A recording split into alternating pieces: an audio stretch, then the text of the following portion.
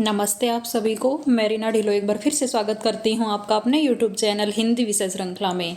तो भाई कई बच्चे क्या एक मेरी बहन है वो कह रही हैं कि मैम आप जो पहली या दूसरी कोई भी यूनिट है उनको आप एक वीडियो में कंप्लीट करवाएं। तो देखो इतनी बड़ी बड़ी यूनिट हैं, एक वीडियो में कंप्लीट नहीं हो सकती, परंतु उनकी जो मुख्य बातें हैं वो मैं आपको बता सकती हूँ।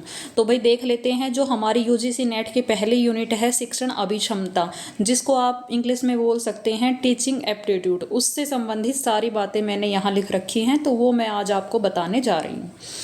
तो देख लेते हैं भाई। सबसे पहले शिक्षण अधिगम प्रक्रिया की उद्देश्यपूर्ण दिशा है। अधिगम प्रक्रिया अर्थात हम जो भी किसी को कुछ सिखाते हैं, मान लीजिए एक बच्चा है, उसको जो हम सिखा रहे हैं तो वो उसको हम जो सिखाएंगे वो उसके व्यवहार में परिवर्तन करने के लायक बने। ऐसा हमारा उद्देश्य होता है कि उसके व्यवहार में हम वांछित परिवर्तन लाएं, उसे एक अच्छा मनुष्य बनाएं, उसे ज़्यादा से ज़्यादा उसका जो ज्ञान में बढ़ोतरी करें। तो वो क्या होता है, हमारा एक उद्देश्य होता है और उस उद्देश्य की पूर्ति हम शिक्षण के माध्यम से करते हैं। अब है शिक्षण की अवधारणाएं। शिक्षण के 3 आधार होते हैं, उन 3 आधारों पर ही हम शिक्षण को कंप्लीट कर सकते हैं। तो सबसे पहला है क्यों। क्यों का उत्तर हमें मिलता है दर्शन शास्त्र में। अगला जो हमारा आधार है कैसे। कैसे का उत्तर हमें मनोविज्ञान देता है और क्या का उत्तर हमें समाजशास्त्र में मिलता है। दूसरा पॉइंट है आदर्शवाद, प्रकृतिवाद, आदर्शवाद सत्यम शिवम सुंदरम, कि जो संसार है, जो परिस्थितियां हैं, उनको सत्यम शिवम सुंदरम बनाने की कोशिश की जाती है। फिर है प्रकृतिवाद। प्रकृतिवाद में प्रकृति को ही शिक्षक के रूप में माना जाता है। जैसे कोई बच्चा पेड़ पर चढ़ रहा है तो उसको चढ़ने दिया जाए, मना ना करें, क्योंकि अगर वो वहाँ से गिरता है तो अपने आप समझ जाएगा। फिर है प्रयोजनवाद। जॉन डेवी इसके प्रवर्तक हैं और इसमें क्रियाशीलता और व्यवहारिकता को अधिक महत्व दिया जाता है। अगला है अस्तित्ववाद। किरकेगार्ड इसके प्रवर्तक हैं और उसने कहा कि भाई मेरा भी अस्तित्व है यहाँ, मतलब वो व्यष्टि को ज़्यादा ऊपर रखते हैं, अपने आप को ज़्यादा ऊपर रखते हैं कि भाई मेरा अस्तित्व है इसलिए मैं ऐसा सोचता हूँ, इसलिए मैं ऐसा सोचता हूँ क्योंकि मेरा अस्तित्व है। फिर है योग। योग में जो पतंजलि के 8 नियम हमारे आते हैं, यम, नियम, आसन, प्राणायाम, प्रत्याहार, धारणा, ध्यान और समाधि। फिर है शिक्षण की प्रकृति एवं विशेषताएं, जिसको हम 4 भागों में बांट सकते हैं। सबसे पहले आ जाएगी बौद्धिक गतिविधि, जो बुद्धि से संबंधित है, दिमाग जिसमें हमारा विकसित होता है। फिर आता है शिक्षण के विभिन्न स्तर। पहला स्मृति स्तर, दूसरा अवबोध और तीसरा चिंतन। तो जो स्मृति स्तर है उसके प्रवर्तक हैं हर्बर्ट और अवबोध स्तर के हैं मोरिसन और चिंतन स्तर के हैं हंट। ठीक है, तो ये इम्पोर्टेंट है, या मैंने लिख भी रखा है। यहाँ देखो, ये यहाँ पर मैंने लिख रखा है, इम्पोर्टेंट है ये। ठीक है, उसके बाद में है पाठ्यक्रम एवं पाठ्यचर्या। इसमें जो हमारी पाठ्य पुस्तकें होती हैं, मल्टीमीडिया, जो भी हम पढ़ाने से संबंधित जिन चीज़ों का प्रयोग करते हैं, जैसे बुक्स हो गई, कोई LED स्क्रीन वगैरह हो गई, उसके द्वारा बच्चों को पढ़ाते हैं, या कुछ दस्तावेज हो गए, मॉडल हो गए, तो वो सब हमारे पाठ्यक्रम और पाठ्यचर्या के अंतर्गत आते हैं। फिर है गतिशील वातावरण, कि 3 चर काम करते हैं शिक्षण में। पहला आएगा हमारा स्वतंत्र चर, जो शिक्षक होता है। फिर आता है आश्रित, जो विद्यार्थी होता है। और उसके बाद में आता है हस्तक्षेप चर, कि जिस चर के ऊपर जो शिक्षक है वो बच्चों को शिक्षा प्रदान करवा रहा है। जैसे मान लीजिए कि पाठ्यपुस्तकों के द्वारा बच्चों को पढ़ा रहा है, तो पाठ्यपुस्तक क्या हो गए, हस्तक्षेप चर या मध्यस्थ चर। उसके बाद है चरों के कार्य। जो ये चर थे हमारे स्वतंत्र, आश्रित और हस्तक्षेप, इनके कार्य। सबसे पहला निदानात्मक, पहचान करना समस्या की। उसके बाद में उपचारात्मक, उसका सॉल्यूशन करना। और उसके बाद में मूल्यांकन, कि भाई हम उसमें कितना सफल हो पाए हैं, जो बच्चे की समस्या थी उसका समाधान करने में हम कितने सफल हो पाए हैं, इसका पता लगाना। फिर है शिक्षण अनुदेश और अधिगम। शिक्षण ज्ञान एक पीढ़ी से दूसरी पीढ़ी को हस्तांतरित होता है। शिक्षण में भाई एक व्यक्ति दूसरे व्यक्ति को अपना जो ज्ञान का हस्तांतरण करता है, मतलब उसको दे देता है, फिर दूसरा तीसरे से, तीसरा चौथे से, इस प्रकार से इसका हस्तांतरण होता रहता है। अगला है अनुदेश। शिक्षक छात्र में पारस्परिक अंतःक्रिया होती है। अधिगम में वांछित परिवर्तन किया जाता है बच्चे में। और शिक्षण एक स्वयं व्यवसाय है। चिकित्सक, जैसे समय व्यवसाय कैसे हुआ, जैसे जो भी डॉक्टर हैं, इंजीनियर हैं या कोई भी और अदर फील्ड में जाता है तो वो सबसे पहले उसको कौन बनाता है, एक शिक्षक ही उसको बनाने वाला होता है, इसलिए ये समय व्यवसाय है। शिक्षण विज्ञान भी है और कला भी है, ये दोनों बात आप रट लेना कि जो शिक्षण क्या है, विज्ञान भी है और कला भी है। अब देखते हैं शिक्षण के उद्देश्य।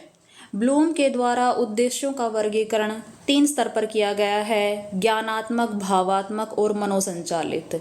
ज्ञानात्मक, ज्ञान, बोध, उपयोग, विश्लेषण, संश्लेषण और मूल्यांकन, ये क्रमानुसार आप याद करना भी। सबसे पहले क्या आएगा, ज्ञान, उसके बाद में बोध, फिर उपयोग, विश्लेषण, संश्लेषण और मूल्यांकन। कैसे, जैसे शुरू में हम ज्ञान प्राप्त करते हैं, फिर समझते हैं उसका, फिर उसका प्रयोग अपने जीवन में करके देखते हैं। विश्लेषण, क्या हमारे लिए सही है क्या नहीं है, उसको हम अपना और छोड़ सकते हैं। संश्लेषण, उसको इकट्ठा करते हैं। मूल्यांकन, लास्ट में हम कितने कारगर सिद्ध हुए।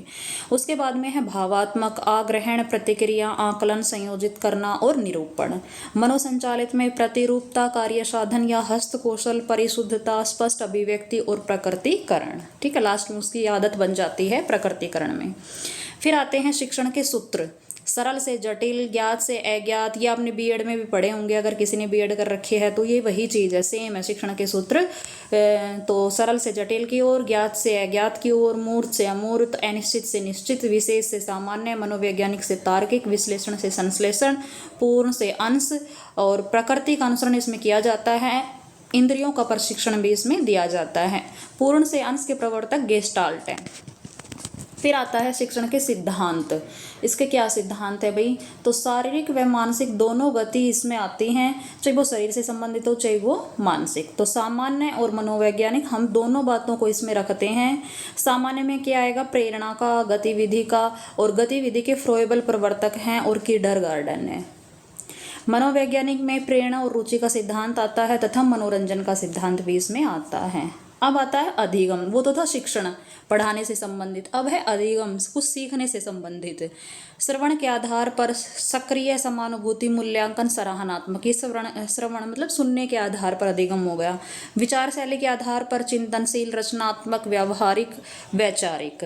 रचनावादी दृष्टिकोण में संलग्न, अन्वेषण, व्याख्या, विस्तार और मूल्यांकन, ये रचनावादी दृष्टिकोण में। अब आते हैं शिक्षण को प्रभावित करने वाले कारक कौन कौन से हैं। तो शिक्षक की योग्यता, भी एक योग्य शिक्षक ही बच्चों को अच्छी शिक्षा प्राप्त करवा सकता है, और जो अपने काम में माहिर नहीं है वो दूसरों को क्या ही शिक्षा देगा।